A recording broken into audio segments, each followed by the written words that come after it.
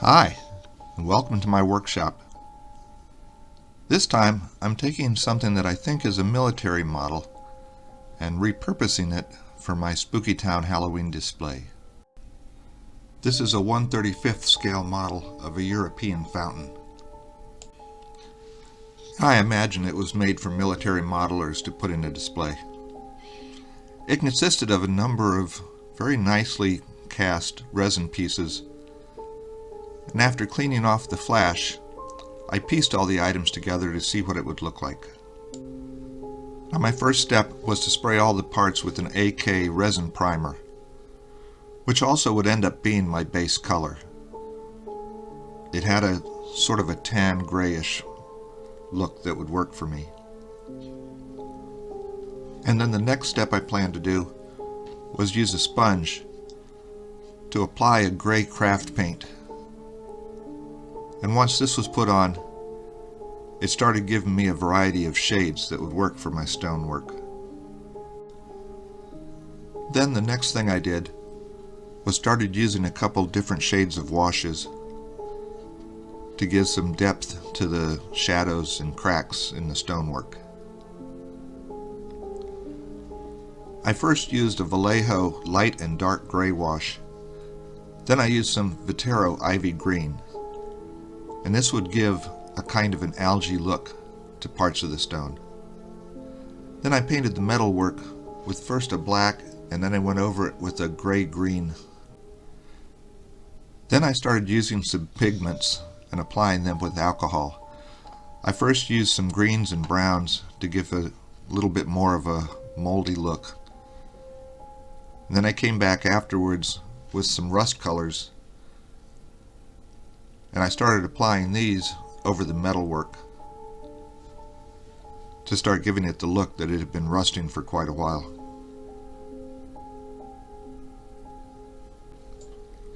I love the way that pigments can add texture to something as well as shading.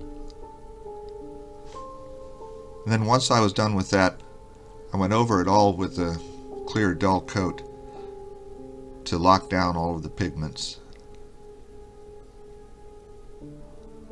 And now it was time to decide how I was going to fill it. I knew I was going to use some type of liquid, so I sealed all the way around the bottom where the fountain was glued to the base. This way nothing would leak out. And I did a test with water in it and let it sit for a day just to make sure. And then I used super glue to glue the centerpiece into the middle of the fountain.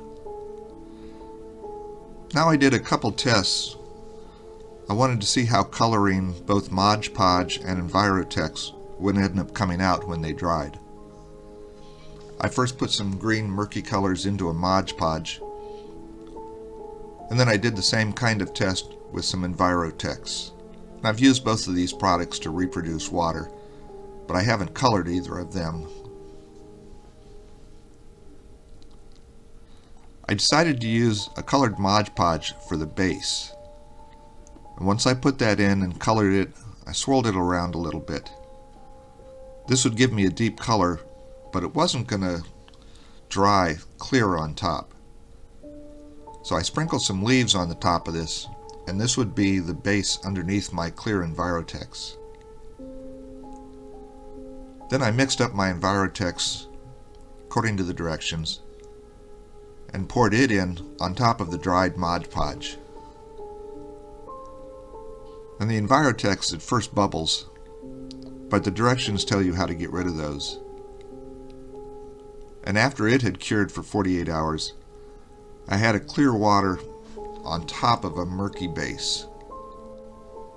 Then I used some more pigments on the inside of the fountain to give it more of a murky color, and then I adhered some more ground leaves onto the base of the fountain.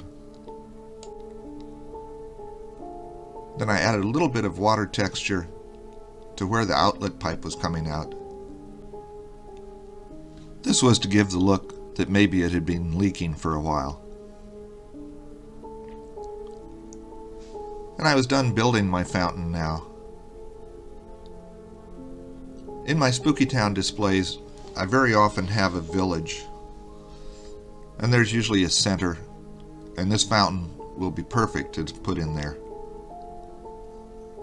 I might try to find a skeleton that I can have draping over the edge. Perhaps he had a drink out of the fountain when he shouldn't have.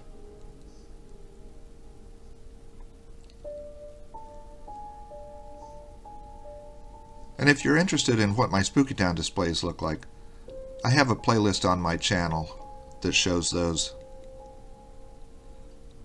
This is one or two shots of it, and I can just imagine how that fountain will look in the middle of it.